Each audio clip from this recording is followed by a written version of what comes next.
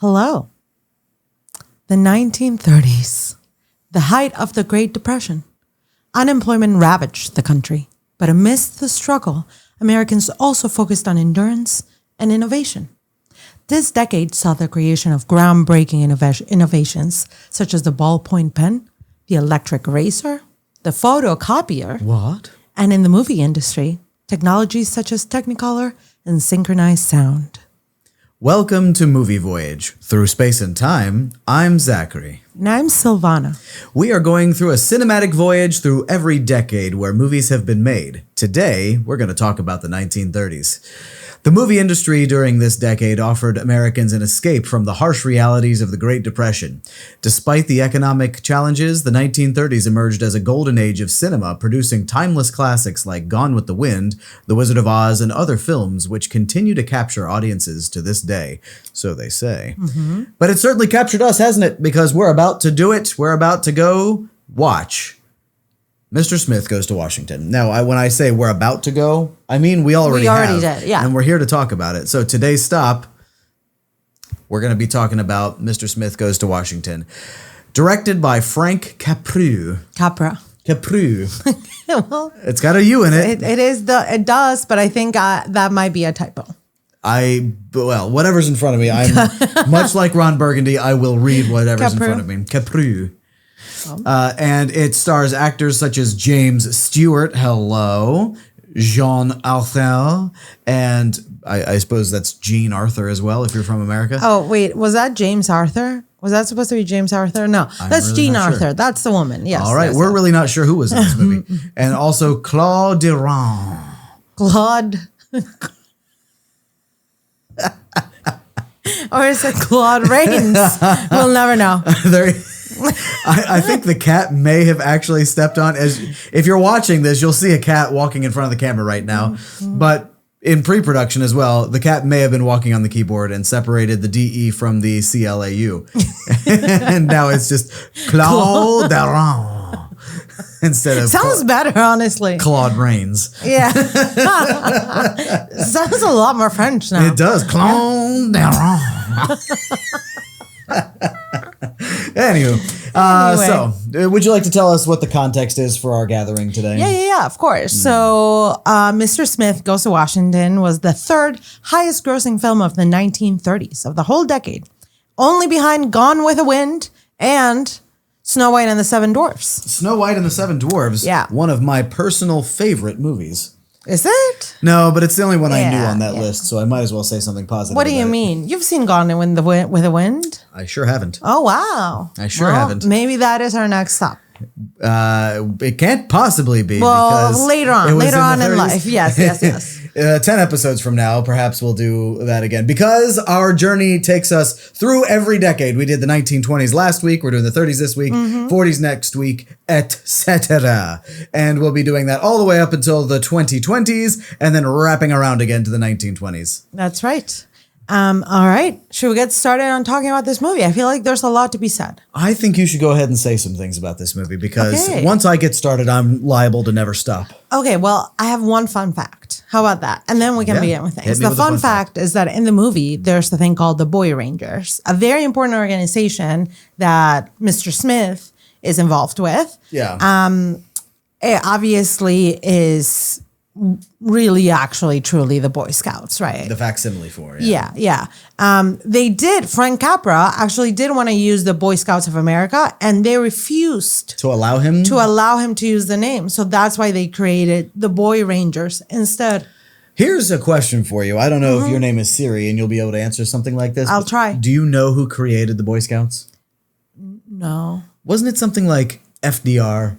Was it? I don't know. He was into... No, I don't think so. National forests and... but that's not the same thing. I know who created the Girl Scouts.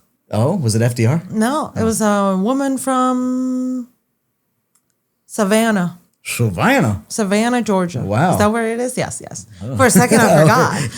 Yeah. Savannah, Georgia. Well, I had no idea. That is interesting, isn't it? Well, do we want to learn more about it? Why don't you go ahead and tell us? About the Girl Scouts? No, about this movie. Oh.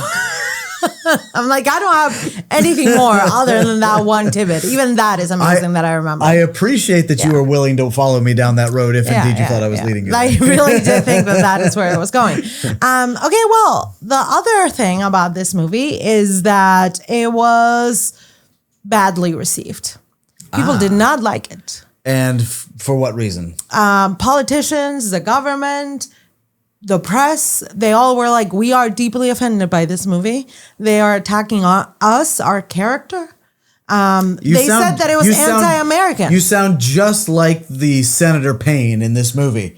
You're attacking my honor and my integrity and my character. No, but that is actually what politicians felt like. If 1 ounce of this is correct, then I'm wrong. Yeah. Yeah, they felt exactly that way. They called it anti-American and pro-communist. Pro-communist? Pro-communist. Don't know how. I guess just because it was anti-American. I'll tell you why. Maybe that too, but maybe also because his idea for getting the Boyer Rangers park created was to get a loan and then pay it back by everybody paying a little bit. Yeah, it feels very socialist. Doesn't it feels very socialist until you start thinking that that's taxes. Yeah, or a lot of our other things that we already employ. No, but I mean, it literally is taxes. Yeah. They're getting tithes essentially from the children so that they can pay back the loan. Yeah, that is very true. Yeah. Well, people did not like it. They thought that it was a horrible portrayal of corruption in America that did not exist. The government was not corrupt back then, apparently. Interesting. So I wonder when the corruption started seeping in. Probably around Nixon. That's my guess. Probably right. But in the 1930s, they were all squeaky clean, apparently. Or so they want us to believe. No, I believe it. Did you hear the American, like the patriotic music all throughout the movie? Yes, it was insane. I believe in American exceptionalism at this point. I think that America so isn't that crazy, though? Is exceptional. You do? Wow. It won you over like that? Yeah. Well, if I'm going to be honest, I think America is exceptional. No, I think America we shouldn't be afraid of saying that. Exceptional. That's not to say that it doesn't have problems or hasn't had problems. Exceptional in every way. Won't have problems. No, I didn't say that. I said that it is exceptional, and that is in spite of its very obvious and well documented flaws. Sure. Yeah. I think that's right. Yeah. That's okay with me. I'd sign off on that. Great. Okay, great. People did not like this movie. Okay, yeah, so they didn't like the movie, and I'm forced to wonder why, because that's almost like telling on yourself. Well, and totally, 100%. And like you said, it was very patriotic. Like, it was like shots around Washington, D.C., the Lincoln Memorial. Did they film in the Capitol? They did. So they got permission to do this, and then the government saw what they were doing and like, oh, just kidding, it never happened in this room. I guess they thought that it was just going to be a good old patriotic movie with no criticism whatsoever. And even though it was very patriotic, I feel like it was more about like, I think when you love something, you want it to be the best possible thing, right? I think it was patriotic in that it showed a very great example of American like starry-eyed idealism. Totally. Yeah. Yeah. Well, they didn't think that way. In fact, during one of the screenings for it, legitimately senators and congressmen walked out. I can't be in this room any longer. Not while this film retains the floor, or whatever they said of James. Like in the movie, they actually walked out, and in real life, they walked out of the movie. I love this so much. It's so crazy. That's great. I didn't know any of that, and this is making this movie so much better to me. Yeah. The ones that stayed apparently yelled at the film the entire time, being like, "That's not true. I don't look like that. That's not what we do." I mean, I wasn't there. Yeah. Yeah, exactly. Yeah. So that's what's interesting. I mean, again, third highest grossing film. Grossing film. Why can't I say that? I don't know, but I think you should ask that every episode. Yeah, it'll be our bit now. It will. I think so. I'm going to start saying it too. Grossing. Third highest grossing film of the 1930s, just because the people liked it. Okay, so critically, it seems like it was received by politicians and journalists as being inaccurate or incriminating in some way, falsely incriminating. Yeah. But Did people like it? People liked Did it. human beings like it? Human beings liked it. Okay. Yeah. Not the robots. Okay, so anyway, they gave them permission to film there. My prediction for this, I didn't know that you were going to talk about the way politicians received this, but I was going to predict that politicians were going to like hold this up as some sort of like masterpiece of like, here is exactly what can go wrong. And we can all learn from this young man's struggle. We should all strive to be more of the living the American ideals and dream. I mean, maybe now. No, I think now is more a time of cynicism. American cynicism, but Okay, also well, to just be like fair also. democratic cynicism. Yeah, that's totally fair. Capitalistic That's very fair. cynicism, just everything that makes us, we're cynical of. Okay, yes, but also remember the context, right? This was in 1939. Yeah. This was, people were like poor. Unemployment was at its highest that it had ever been. Yeah. They had just gone through one war. They were about to, they didn't know this, but about obviously to enter another. I think they could feel it coming. They could feel it coming. There was a lot of tension. Everyone rushed to the bathroom. There was a lot of tension. Yeah. So I think maybe they were just like, today's not the time to criticize us. But isn't that always the recourse of someone who Yeah, has of no other course. counter argument? Yeah, They're like, there's a big school shooting. Now is not the time to politicize gun that's true. regulation. Not in a time like this when so many people are grieving and I'm grieving with my guns. Yeah. I'm going to snuggle up with them tonight. Stop trying to take my goddamn guns. Yeah, exactly. Never talk about my guns Well, that's again. exactly what it was. They're all like Will Smith at the Oscars. They all want to smack every Democrat in the face and keep my gun's name out your fucking mouth. Yeah, that's right. Yeah, that's how they're all thinking. Well, and that's how they thought by then, but about corruption, clearly.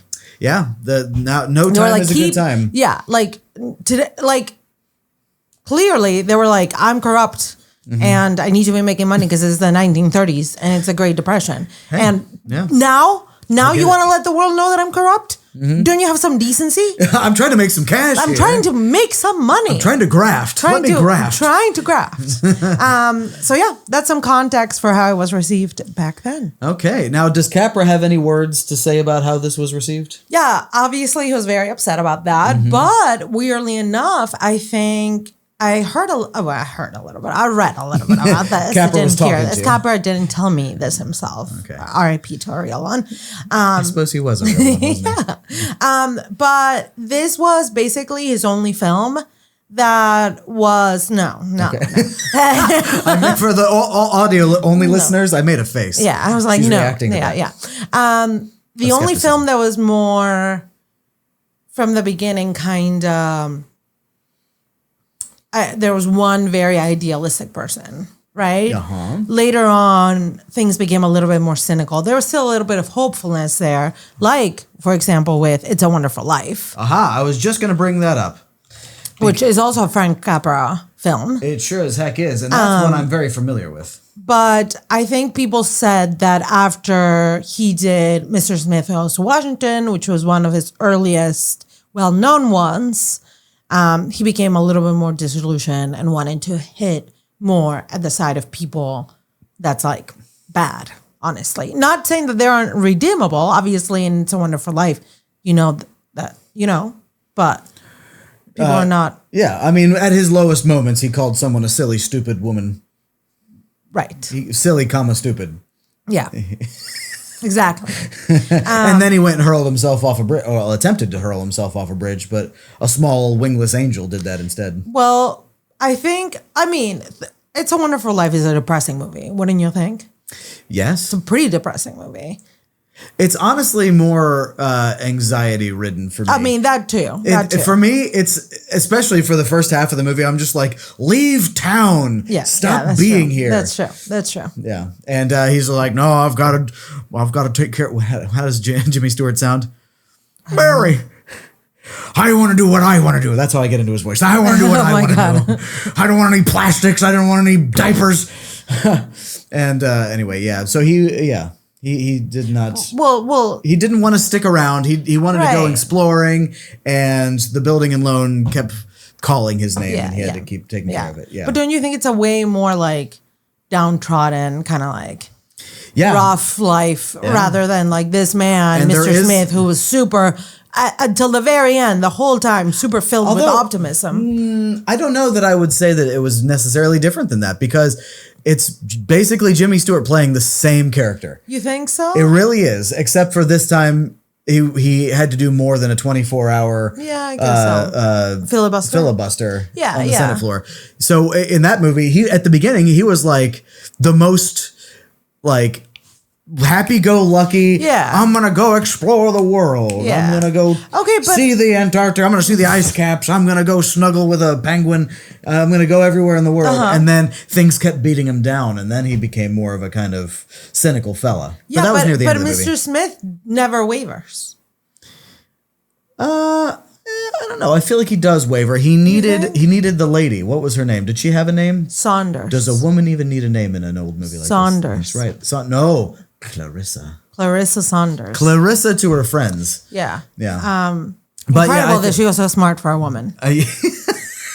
They did say that in the movie. That was something that Jimmy Stewart said at one point. He's like, "Wow, you're real smart for a woman." Yeah, that was rough. That was rough. Not gonna lie. I had my eye out. We saw some black characters, or I don't even want to call them characters, background folk. We saw some black people in the movie, and I was like, "Oh, geez." I was like holding on to my seat. I was like, "All right, what's gonna happen? Are they gonna drop words? Are they gonna treat people in a funky way?" But no, black people seem to get off scot-free in this movie pretty much. Women almost got away scot-free. It literally just that one bit. And I will say I like her character. I mean, okay. I'm going too far by saying that. After like a day or two. Yeah, that's true. But I mean, that happens constantly in movies. After a day or two? You're thinking? Hello? Snow White? You're naming another 1930s movie. Yeah. Let's talk about movies from today that treat women with some goddamn respect. I mean, rom-coms, it's still like, oh, I just met you and you're the love of my life now. Yeah, well, especially in your Hallmark movies and such. Yeah. But I'm talking some elevated movies like Mad Max. Did Furiosa ever fall in love with Max? No. Or did she? I don't know. Actually, I don't know. It's been a while since I've seen it. Did she?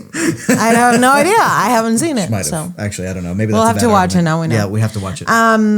Anyway, yeah. So Frank Capra was, Capro, as we are calling him now. Yeah. I think he was a little bit upset that this is how he was treated, and he became a little bit more disillusioned as time went on. It's interesting to me because he painted such, to me, obviously things were kind of heightened and a little bit caricatured. Yeah. But he painted a pretty accurate version of what I'm sure was happening at the time with the press and people with money controlling people in the press and politicians. Yeah. So that's the kind of corruption that rings very true today. Totally. So I'm sure it was true then. So it's interesting that he was disillusioned when it seems like someone who could have written this script must already have been disillusioned. And he was writing something to fight against that. That is true. And I feel like if I was him, I'd be like, I was right. See, like, look at how they're all coming after me. Right, yeah. Must be for a reason. Yeah. You know? Yeah. So yeah, that's true. That is true. Yeah. So, I mean, I don't know. I'm sure he was hurt and I would have been hurt too, especially if my peers in the movie industry or, I don't know, I guess journalism is kind of adjacent to it's entertainment of a kind. Yeah. So if my peers were not receiving it well, that would have hurt me. But it's also a shame that the politicians didn't take that as an opportunity to say, yeah, I know things used to be pretty corrupt, but we really believe in what this young man was saying. We don't like corruption. Yeah.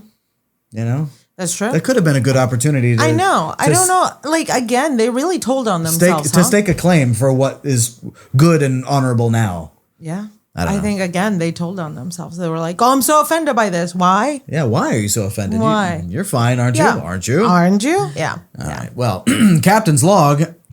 Have you seen this movie before today? I have not. Okay, I don't know why I feel like I'm an inquisitor right now, and I've got like a lamp on you in a dark room. I need like. Have you seen? Yeah, put your fingers in my machine here. Yeah. Have you seen this movie before? No. What did you feel about this movie? No. No. I knew you were gonna say that. Well, I had not seen it before. I had heard a lot about it though. And I had seen snippets of it. I had heard absolutely nothing about this movie. Really? Didn't know anything about. I didn't know Jimmy Stewart was in it until I started watching it, and I was like, Barry, you're an old maid. I now I have never seen It's a Wonderful Life, so Well, you must at some point. I have to now. Yeah, I used to hate that movie. My dad used to make me watch that every single Christmas, multiple times. Multiple times at Christmas? Not on Christmas Day, but like throughout the Christmas season. That's It was just crazy. always on. Is that one of his faves? Yeah. And I've come to like it. I've come to really like that movie. Yeah. Do you know if your dad has ever seen this movie? I have no idea. But he certainly didn't show it to me. I thought it was going to be I didn't know it was going to be political. Yeah. I know it was going to Washington. Yeah. Didn't even know it was Washington D.C. or Washington State. I thought from Mr. Smith sounded like the most generic man ever. I was picturing in my brain a milkman. Oh, Just okay. a generic white guy Yeah, with a slicked back brown hair, which is what we got true. in Jimmy Stewart. Yeah. But instead he was a Boy Scout. Instead or he- I'm sorry, a Boy Ranger. Boy Ranger. Yeah. Yeah. Maybe I know about it because of politics, I suppose. Do people reference this in politics? I think they do. Are they like, I don't want to be considered your Mr. Pierce or your what was his first name? Payne. Pain. Something Yeah, Payne. pain. Yeah. Senator I feel like it's referenced a lot. Interesting. So maybe that's why. Well, let's talk about what worked and what didn't work in Let's this do. movie. Okay, so let's first talk about writing. What did you feel about the writing? It's hard because we talked about this a little bit, but it sounds silly sometimes because it's so 1930s speak that now, 90 years later, it's hard for me to be like, you all sound like caricatures of yourselves almost, like with all your weird sayings. Okay, and can stuff you like remember that. any of the weird sayings? Because you Yeah, it was the kept talking cats, about something, the kittens. them. Don't have kittens. Don't have kittens. Yeah. I had never heard of that Do you know what that before. means? Do you remember? Well, you said that it was like, don't. Oh no, I don't remember now. Is it like don't like Well, you haven't. don't get? I don't mean to bring up a sore subject, but you haven't Okay. seen Simpsons No, I haven't. because your mom wouldn't let you when you were growing up. That's right. Yeah. My mom is gonna listen to this, but Well, she's gonna have to hear it from my mouth. Yeah. That was sad for you. it was. And you've missed out on one slang term, which is Bart Simpson's catchphrase: "Don't have a cow, man." well, I've heard don't have a cow. All right, it's the same thing. Don't have kittens, don't have a cow. It's Okay, basically okay. a demeaning way of saying chill out. Yeah. Don't get your like. Don't get your. your underpants in a bunch. Yeah, exactly. Yeah. Okay. Well, that's fair. But I feel like they were saying things like that every other sentence. Yeah.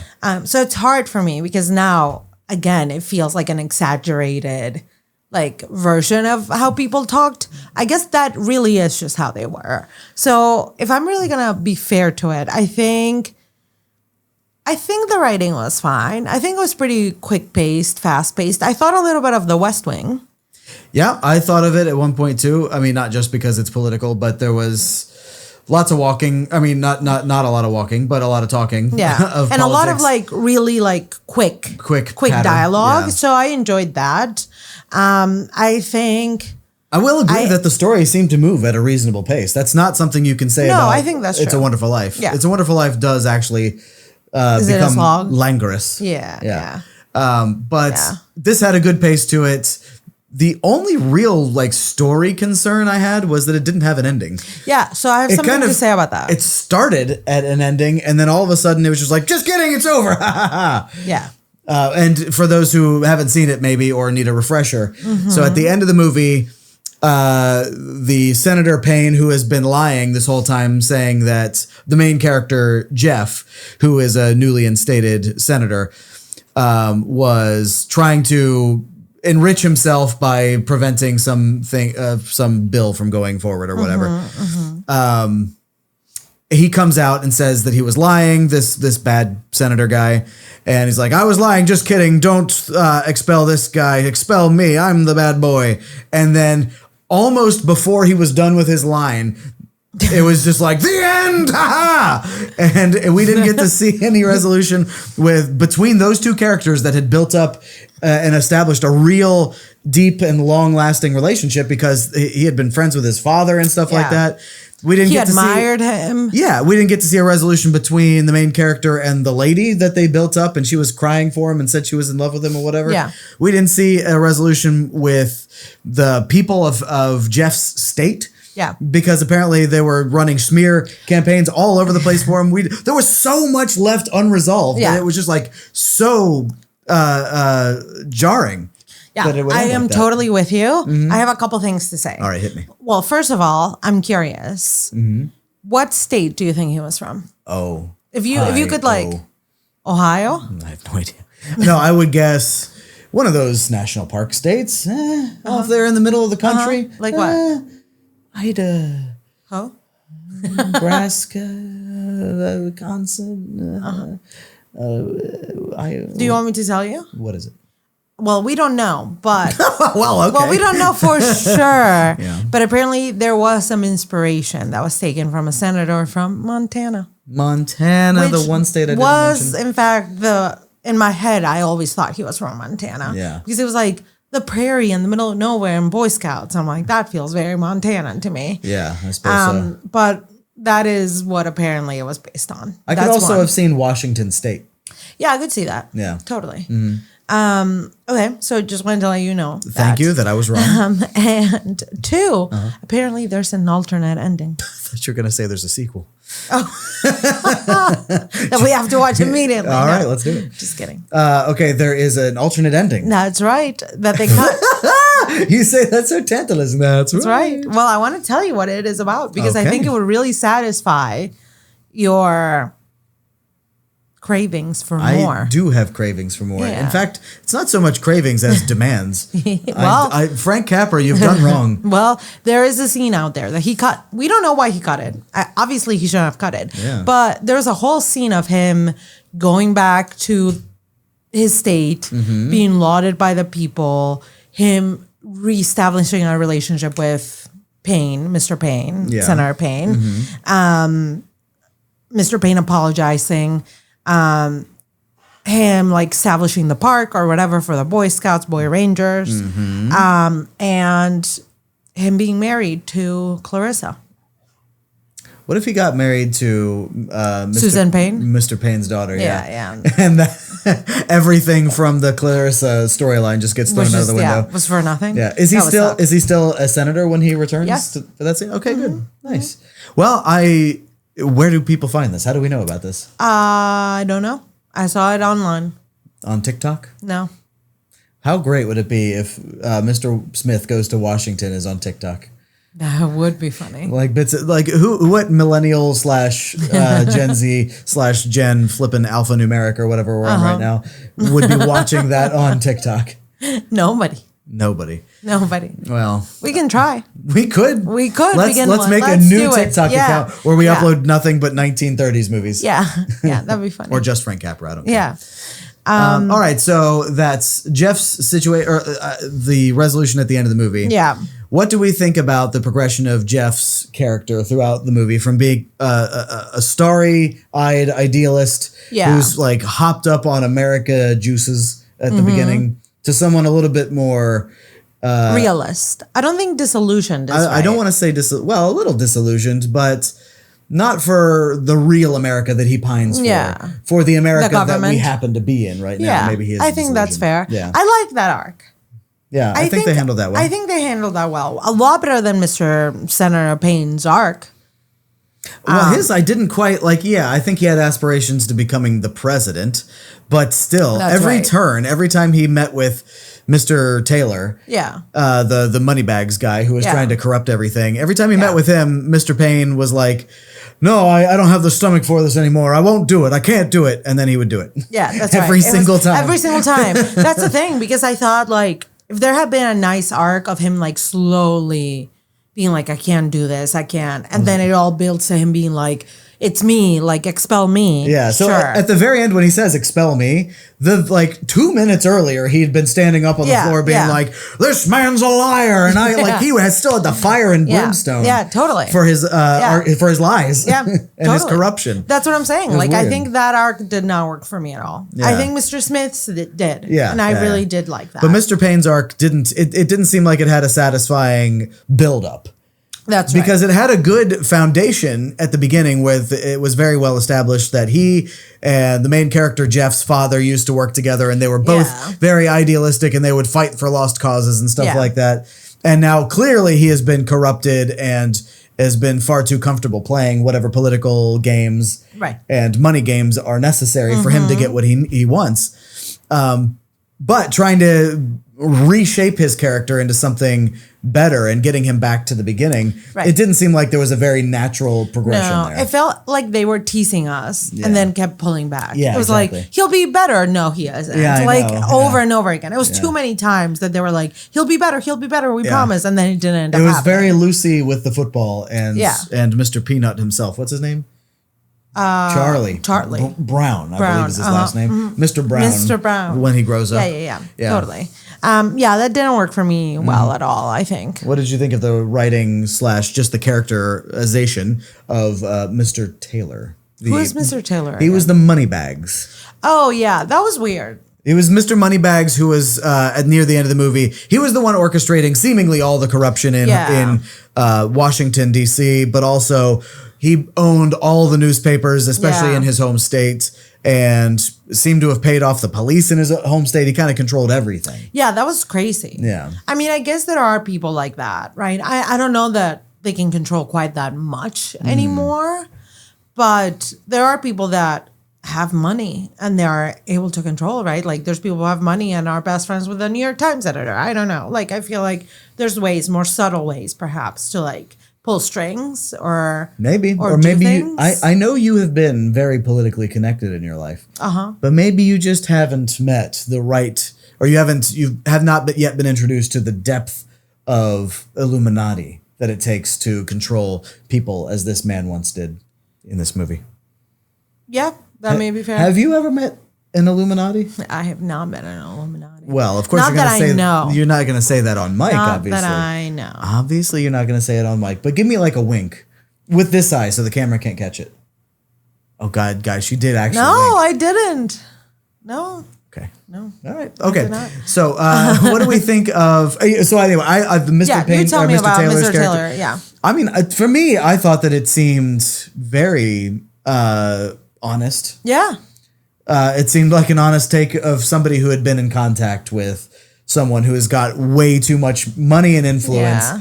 and their influence isn't necessarily good. And it can kind of, I think that it's very like people who donate to politicians or go through PACs and lobbyists and things like that in modern political life.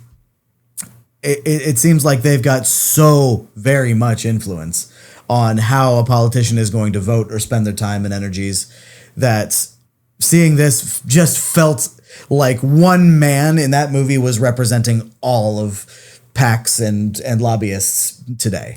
That's an excellent point. I feel like I hadn't really like assigned him that role, but now that you say that, I completely see that. You're right. Like he basically represents what is now huge industries that basically, I mean, like, the gun lobby, like, you know what I mean? Like that really have people like By the cojones. yeah, exactly. Yeah. Like very much controlled, and they really are able to like pull strings left and right. So Yeah, I and think if you're right. and if you ever talk to one of these politicians, they give you like a shifty-eyed, like, oh yeah, I believe in what I'm talking about. Because yeah. It's not because they're donating millions. To it has me. nothing to do No, with it has it. nothing to do with No, that. I mean, I appreciate that. It's very sweet of him. I actually do go golfing with him occasionally, and he has my children in a basement downstairs. But none of But that actually otherwise, matters. I'm yeah, voting for this because I'm yeah. actually really very passionate about it. Yeah. I think you're right. I think now that you say that, I can see. I like that character better, thinking about him in that way. Yeah. I said not just being this one man, but a little bit more representative of like Yeah. they kept calling it this, the Taylor machine, right? Exactly. Like the machine that is behind controlling so many facets of our government, and not just our government, but clearly like the media and things like that. Now, I know this isn't a political podcast, and I don't want to put too much emphasis on this answer. Because if you're unable to give me a satisfying answer, I will be a little upset, but I'm going to move past it in preference to a more lighthearted podcast. Okay. But how impossible do we think it is to take money out of politics? Pretty impossible right now. I think we There's steps being taken. I don't mean necessarily to like begin the machine to like to start going in that direction, how long it's going to take, because I don't care. I mean, like, actually, theoretically, is it possible to completely remove money from politics? I don't think it is. I think there's a lot that can be done to get to the most possible only like people donations and things like that instead of like PAC money. I think a lot of candidates now proudly say that they are anti-PAC, that they receive no money from PACs. And what does that mean? Does that mean that they have to only receive donations from of one some person? dollar amount? Yeah. I mean, one person can donate more than that, but it's like one. I mean, because one person can be designated as that's right. as the bank, and that happens in World of Warcraft. I mean, there is a cap. Literally, someone in a raid in World of Warcraft, in like a 40-person raid in World of Warcraft, would be designated as the bank. All of their slots in their backpack would carry all of the loot that they would find in the dungeon or in the raid. That's crazy. So why couldn't that exist in real life? I mean, with people, there are caps that are much lower than PACs. Mm-hmm.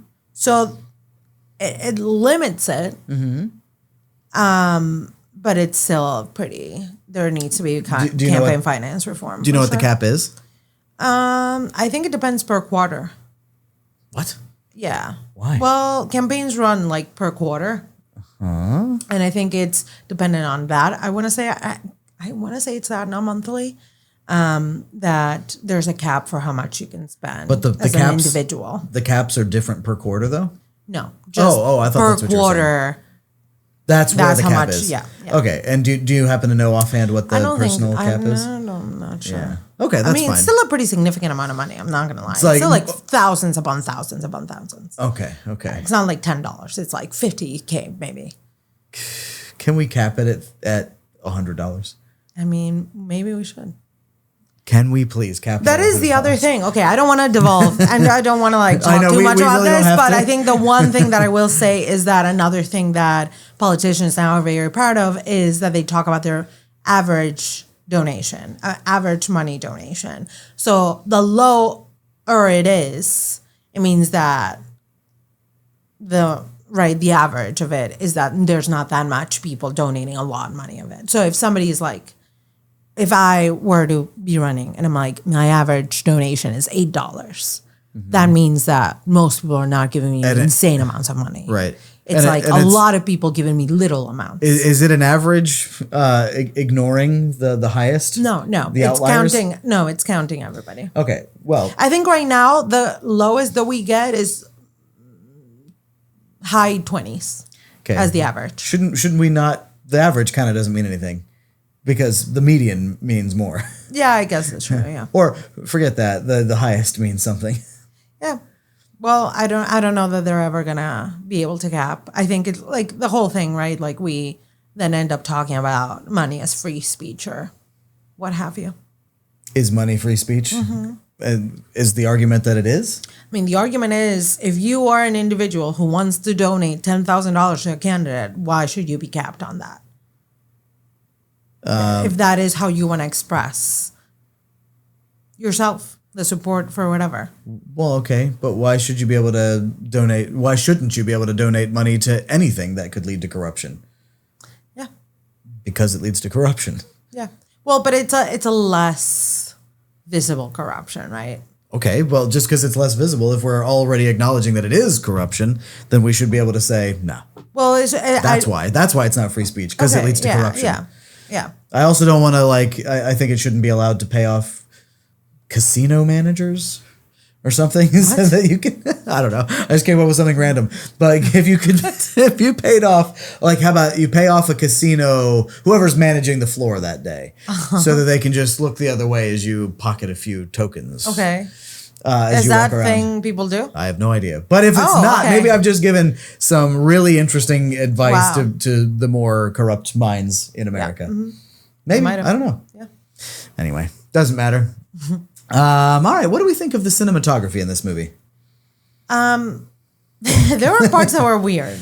I'm not gonna say. I think they did. There was that very disconcerting moment where it was like a transition. Yeah, it was a two transition. Shots. It was like the American flag in the background flying, and then like also stars that were like zooming toward the camera and then exploding into stuff. Yeah, and like George Washington or something, the face of George Washington or something. And then it ended very quickly. Yeah, it was like all within the span of like 5 seconds. Like it was very interesting, and I'm sure like the how they accomplished that in the 30s must have been very interesting and groundbreaking. But I mean, it was a lot of things overlaid on each other, but like such that they all complemented each other in a weird kind of motiony way.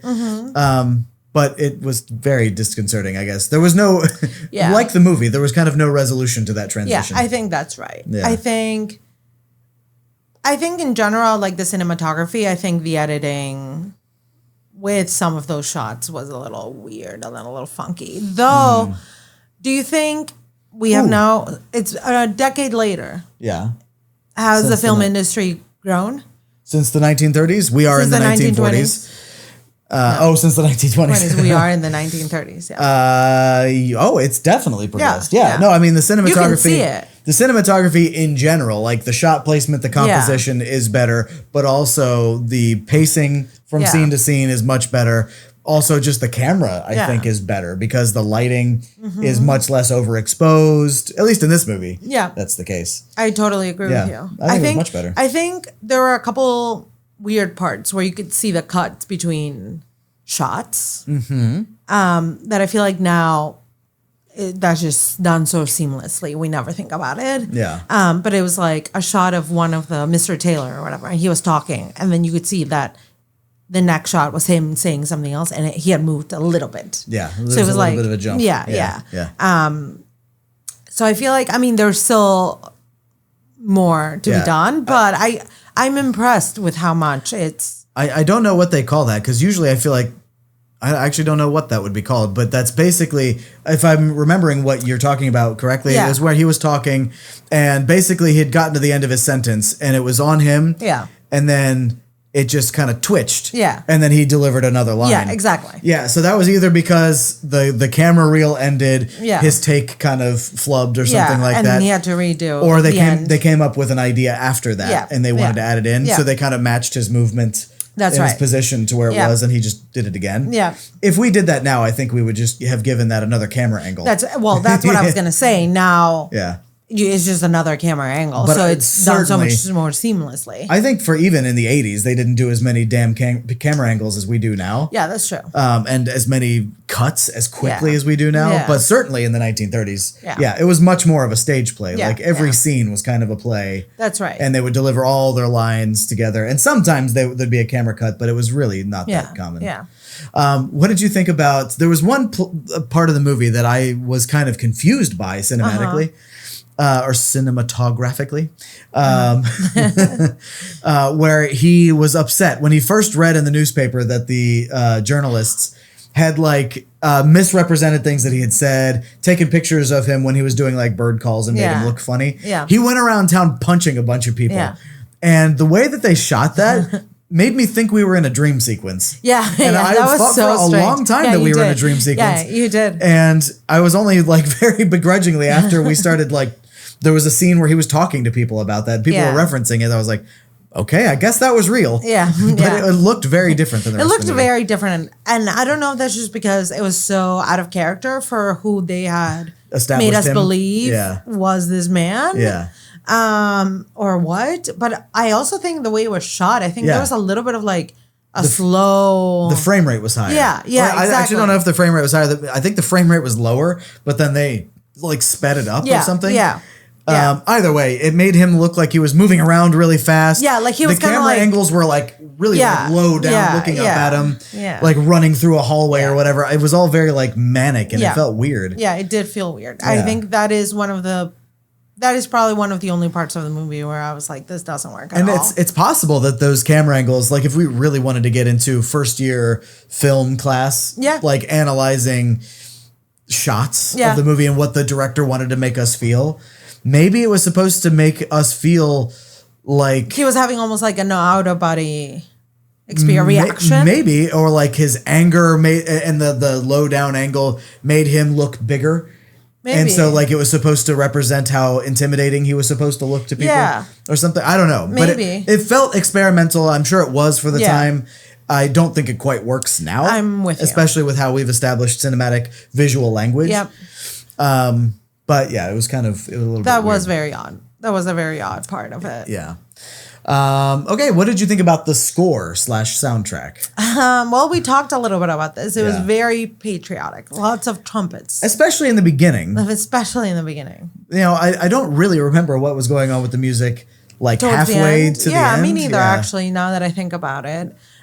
Which means maybe it was just doing its job. Yeah, and that's staying out true. of the We way. weren't really thinking about it too Yeah. much. That's true. Yeah. The one thing that I did mention was the fact that at some point they started playing God Save the King / Queen, whichever Yes, it was. it was showing a is. montage of American Yeah. things when he got to DC, and Yeah. one of them was the signing of the Declaration of Independence, and that's when they started playing that song. Yeah, but it felt it took me out. Yeah. Because I was like, I know this song to be it's their national anthem. Yeah, it was very Englishy. It was in so a moment English. where we're trying to establish Americanness. Yeah, exactly. But, and I get that it was when they were showing the Declaration of Independence where Yeah. we're like actually separating ourselves Yeah. from England. So they were trying to evoke Englishness at that time, I maybe. guess that's true. Yeah. I don't know. Yeah. Yeah. I don't know. That part was a little odd to me. Yeah. But then again, I don't know how many people can recognize God Save the King or Queen. How do you feel? That's true. How do you feel about the super patriotic music?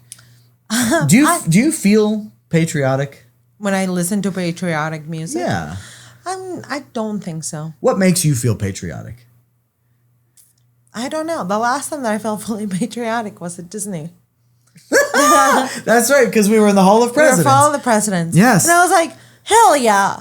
Yeah, America. I agree. Ideals. Like, it was beautiful. I was agree. like, yeah, Not- this nation was founded based on beautiful ideals that were not. We fall short of, but We fell short of that's why immediately. That's why we strive Yeah. for perfection, Yeah. not necessarily to ever achieve it, but so Yeah. that we can always better ourselves. Yeah, that's right. Which I think was the whole point that I mentioned earlier of if it was criticizing America, I don't think it was criticizing it out of hatred or meanness or anything. It was out of like pure love for this country. And of like, that's I why- love this and I want this to be better and we Yeah. should shine a light on what is not working. That's what I find lacking in our political discourse these days. Yeah. When on either side, honestly, Yeah. there seems to be this idea that America sucks. Yeah.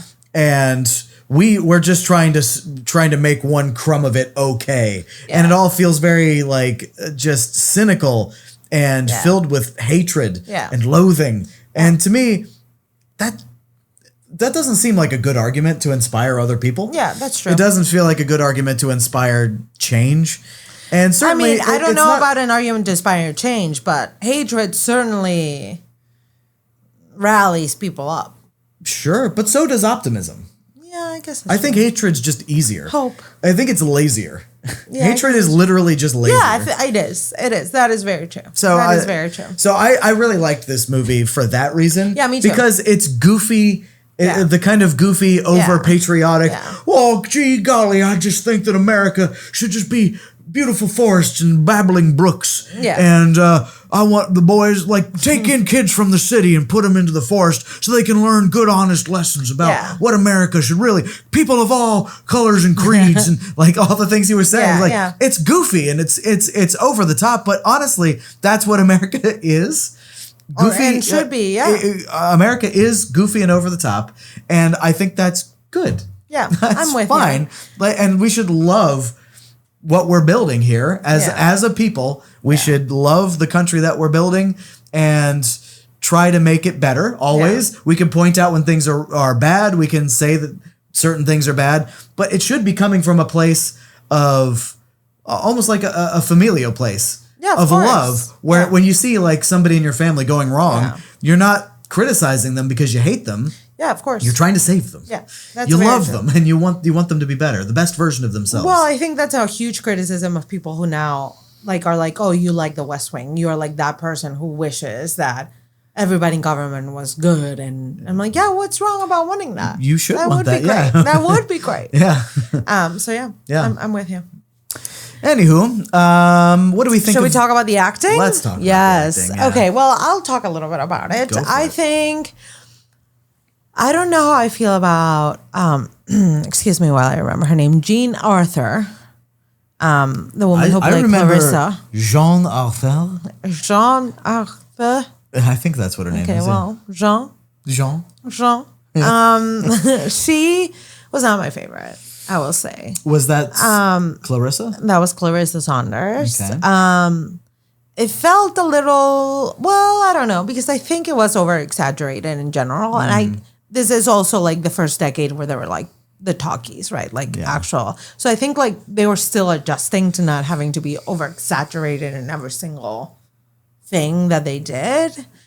You mean in gesture and in gesture? Okay. Yeah, in gesture. I feel like she was just like, oh, like every single time that something happened, and I'm just like, you don't have to do that much. Like we hear you. Well, yeah. So there, I think it was a bunch of like stage actors coming to the screen. Yeah. But also, I mean, screen resolutions weren't that great. Yeah, that's fair. That's so fair. there's not a lot to be seen. So maybe they fair. did still have to be a little that is very exaggerated fair. in what they said and what they did. I think that's fair. I think, I think I was not super taken by her.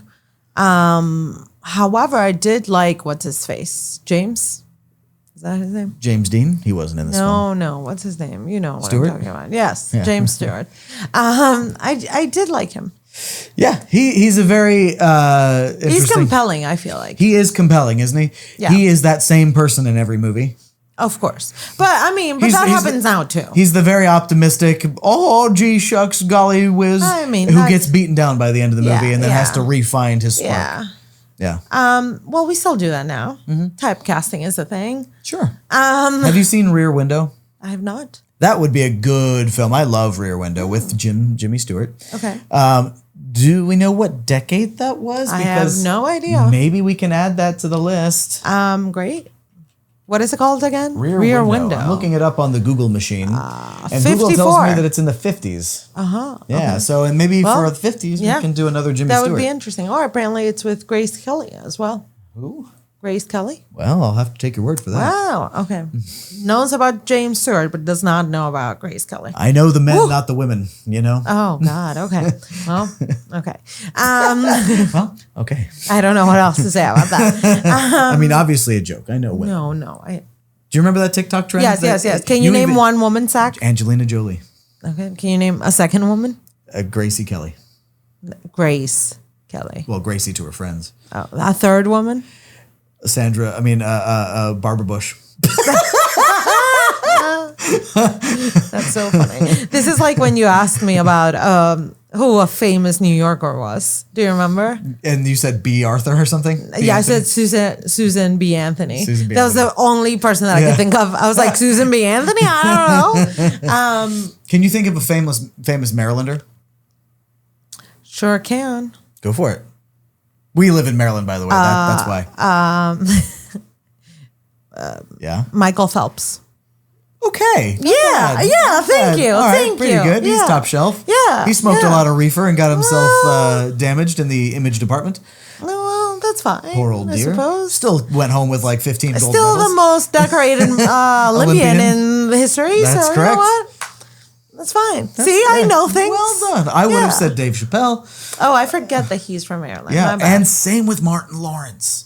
I also did not know Martin Lawrence was from Maryland. That's great. Some of the most talented comedians, That's amazing. comic minds. Well, yeah. Yeah. I love that. What about Martin Lawrence? Have we seen him? It doesn't matter. Why are we doing Martin Lawrence podcast? I don't know. It quickly devolved into that. Anyway, but the acting is what we're talking Yeah, about. I really did like him. I just didn't like him at the end. I didn't like his tired acting after the 24 hours of the filibuster. It looked like he just didn't know how to play it, I think. Yeah, it was very interesting. I think I remember remarking while we were watching Yeah. the movie that the tired acting was just kind of goofy because I myself have done a 24-hour live stream on my actual Twitch channel. And I can tell you, you were bearing I was witness with you, yeah. near the end. I was not talking like in the movie after the 24 hours was up. Give them. He was kind of talking like this. He was very, maybe I should go over here and pick up a piece of paper. Oh my goodness. Oh, and then he fell over. Yeah. At the end of 24 Hours, I was talking more or less like myself. Yeah. I was just fairly delusional. Yeah, I mean, and the delusion part makes sense. We were saying that. At some points, he was just saying things, and we were like, what? Like, what is he even trying to say? He was making very firm proclamations about kind of nothing. Yeah, exactly. And we were like, that tracks. Sure. He's been there 20 That hours. makes a lot of sense. Makes sense. Yeah. But the voice thing was not my fave, how he played it. You're right. It was almost like he was sick rather than just tired. He felt like he was feverish and a lot of postnasal drainage, making his throat a little rough. Is it possible for a person to not pee for 24 hours? I suppose it is possible, but nobody's saying he didn't pee. I don't think the camera panned down, and he was wearing black. Yeah. So we wouldn't have I just seen wanted to make sure we all knew that probably happened. Yeah, I'm sure whenever he walked behind his desk, that's what he was hiding. Oh, gross. Yeah, and I think at one point he was squatting. Do you remember that part? Yeah, you're right. He was grabbing like two desks. Yeah. He was like squatting and wiggling himself around. Ugh. I'm glad we didn't see the bottom of his Rough. pant leg. Ugh. Next time he moved. But anyway. Disgusting. Okay, well, how did you feel about the acting? I thought the acting generally by James E. Stewart was pretty good. I like James E. Stewart. I thought the acting from Jean? I don't know who Jean is. Oh, the lady. The lady. Yeah. Because, I mean, her acting was okay. It was fine, I guess. I don't know. Sometimes it didn't feel very real. Just kind of a random moment, when she was drunk in a pub with the other journalist guy. Yeah. I felt like her drunk acting wasn't very good. Oh, yeah, that wasn't very good. You're right. Yeah, it just, I don't know why. I can't explain why. I've just seen drunk people, and that's not it. But that's not it. Maybe she doesn't know. It was the 30s. Are you supposed to act drunk in the 30s? What about prohibition? Oh, maybe. Prohibition what? Are they supposed to drink in movies during prohibition time? I don't know. They had drinks though. They were drinking drinks. Well, when did prohibition end? I don't know. I only live here. I don't know the things. Yeah, I don't know either. Yeah. Anyway, Well, but her drunk eye, whatever. But Mr. Payne and Mr. Taylor, I thought were good. Yeah, I didn't mind Mr. Payne. Mr. Payne had a transatlantic accent, and I didn't really understand why. Yeah. He's from Montana. Yeah. Why are you talking that way? So it seemed like he's a little bit of a sellout. He went to Washington and started talking half British. Yeah. But I liked his acting for the most part. I liked Mr. Taylor's. You know who I didn't like? The governor. Also, we don't know what happened to him. He was there for the first 20 silly. minutes and then never That's came back. true. Yeah, we never got much of a resolution or checking back in with him. Which seems like we should have, because at the beginning of the movie, Mr. Taylor, Moneybags guy, was totally controlling the governor guy from Montana. Yeah, I thought he was going to come back in the scene. Especially during the smear campaign stuff. I thought he was going to show up, and he didn't. Yeah, he didn't. Yeah, we never got much of a resolution on him either. So strange. I don't know. But he was kind of goofy. Not that great. Yeah. Anyway. All right. Any other last things about the technical aspects of the movie? No, not really that I can think of. Okay. Should we talk about a little bit more of how it holds up? Let's begin with, did you have any preconceived notions coming into this movie? The movie. I think I did mention at the beginning of this episode that I didn't know idea. anything about this movie, and I take it as a mark of pride that I never looked it up before I watched. Yeah, I'm glad. I did no research, and I just winged it. That's good. So yeah, I like I said, I thought it was going to be about a milkman. Yeah. Who happened to stumble into Washington for whatever reason. Yeah, I don't know. Or maybe Washington was somebody's last name and he was going to be hanging out with him. I don't know. Yeah. Okay. I like that. Like I said, I had heard about it. Yeah. And I had heard it being lauded in political circles. Did you? So with the tidbits and the context of people's praise, what were you expecting the movie to be about? I think I was expecting the movie to be more about, honestly, weirdly funnier or something. I think I was expecting it to be more about him being a naw shucks guy who stumbles into the big city and it's DC and it's government and he doesn't know what to do. Yeah, but I thought that was going to be the whole movie. one of my favorite little comedic bits was when he was doing his all shucks things. Once he was in DC, he kept he was in a cab and they kept passing by things. He was like, "Oh wow, it's a statue. It's a statue. Oh wow, what's that? Oh, it's a fire hydrant." Yeah. It's like, oh, I guess it's nothing. That made me laugh. Yeah, that made me laugh too. I thought that was going to be basically the whole movie. Yeah. That he just wasn't going to know what to do, and then at the end was going to be like, "Oh wait, I do love government and I do like being involved. I'll stay a senator." Yeah. But it was very different. It was. Yeah. It was. Well, then would you say that this movie is merely of its time, or would you say that it still kind of holds up now? Definitely holds up now? I think if it were released this year, how do you think people would receive it? Exactly as it is.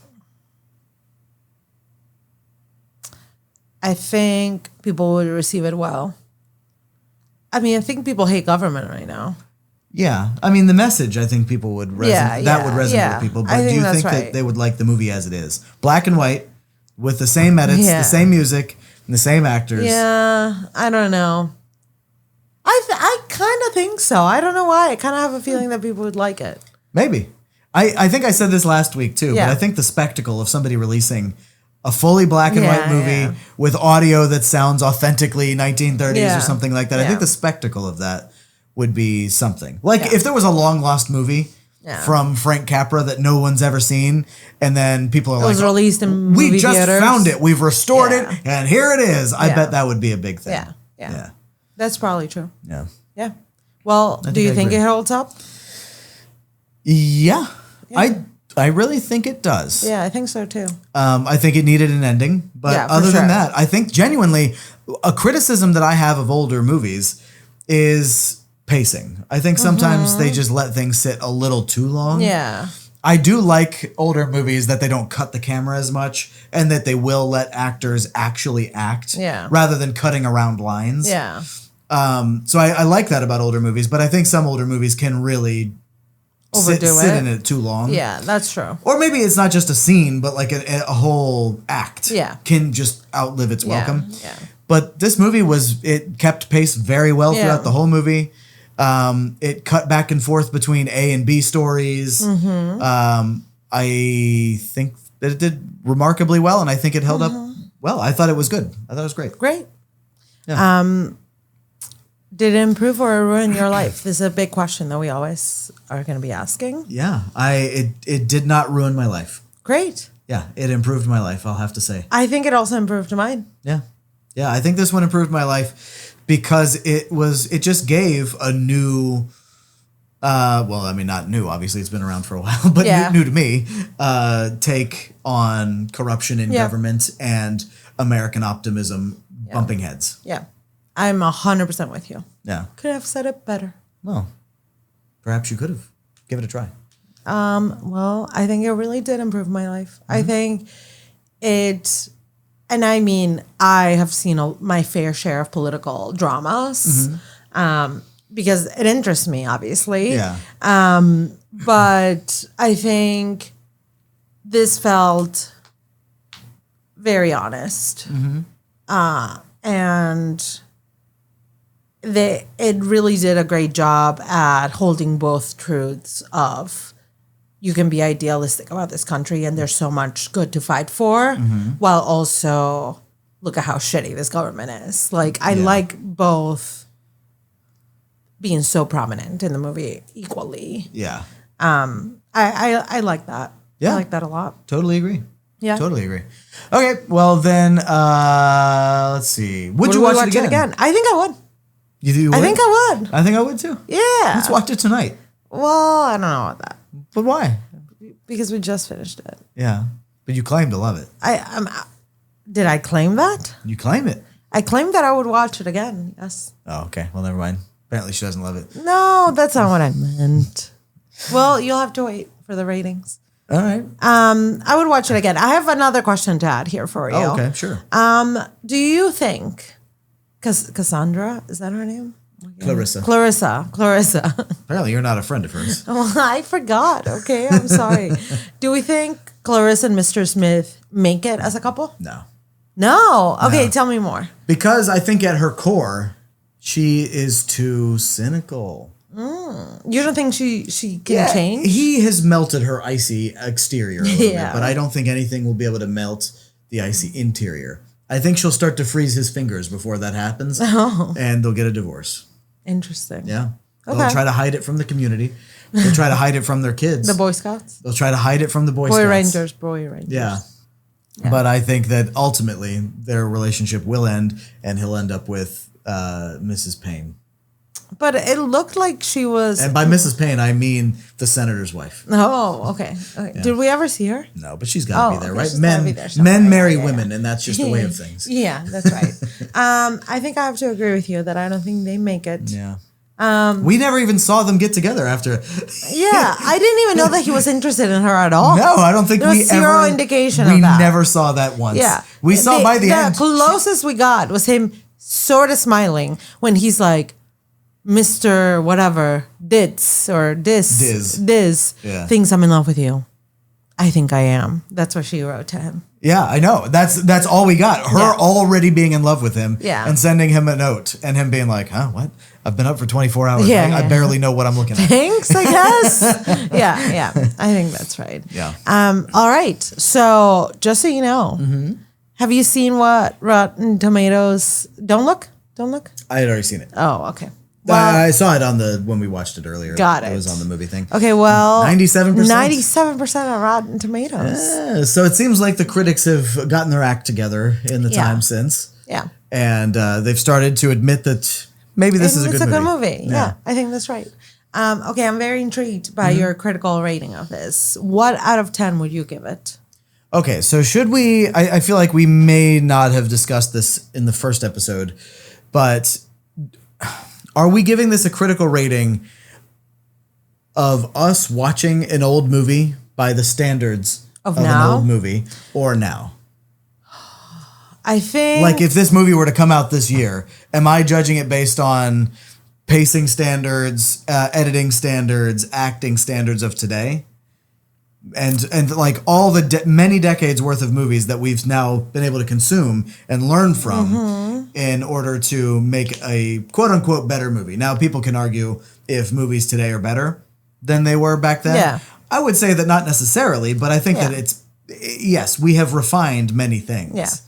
So I think we do on the whole know how to make a better movie, whether or not we use that knowledge. Yeah. I think we can think of it critically from now. Like with our own, through our own eyes, 2024 eyes. Yeah. And then once we give it a hard rating. You do have good vision. 2024? 2024. Nice. Yeah. But once we do a hard rating, it can be more about, well, maybe it wasn't the best movie, but for its time. Yeah, exactly. How I feel, yeah. Okay, so critically, if it were to come out today as a new movie, I would say that the message really resonated with me. Yeah. And that's about it. I think that the writing could have been snappier. Tighter. It just dealing with characters. Yeah. I think that obviously there was no resolution for literally anything except for Mr. Payne coming clean. Yeah. That is literally the only resolution we got. So the story just didn't have an ending. I think the female character wasn't handled well enough. For her falling in love with the main guy was all too predictable and not built up enough. There wasn't justification for it. Again, I really do like how smart she was. I did. For a woman, she was very smart. Oh, okay. I didn't say that. Well, the movie did. Well, yeah, I know. So its sexism goes against it, obviously. I think critically, I therefore must give this movie out of 10.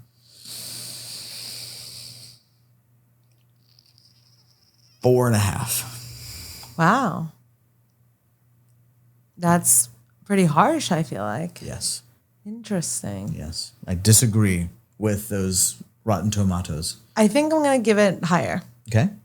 I'm going to, bear with me. Okay. I'm going to give it a solid 6. What? Why did you say bear with me? I thought you were going to give it like a 10 or something extreme. No, but I bear still with me. think I'm going to give it an average score. An average score.